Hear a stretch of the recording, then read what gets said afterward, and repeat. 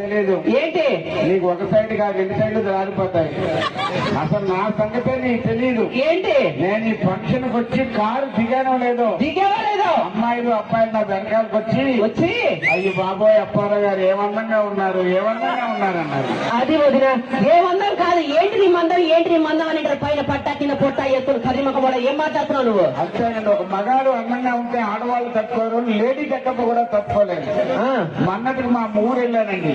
అక్కడ నన్నందరూ ఒక మాట అన్నారు. ఏమన్నారు? అప్పారావు గారు పూతరేకులు తెల్లగా ఉంటానన్నారు. నువ్వే చెప్పు వదిన. వాడు పూతరేకులు తెల్లగా ఉన్నాడు, నా తుప్పటి ఎనిపరేకుల కర్రీగా ఉన్నాడు, బొగ్గుమకం వేసుకొని. ఎవరు అనేది మరి ఇంకో మాట అన్నారు. నన్ను అచ్చు మడత కాదా ఉంటానంట. మడత కాదు ముడత కాదా ఏంటది? మొహం అంతా ముడతలు వేసుకొని ముడతల మొహం కూడా. అయినా ఇదిగో చెప్తున్నా అప్పారావు గారు, పండగ పూట నా చేత దెబ్బలు తినద్దు. ఆడవాళ్ళు గౌరవించడం నేర్చుకో, లేదనుకో దౌలపాలు రాసుకో. గట్టి తగ్గిందా సోరికి?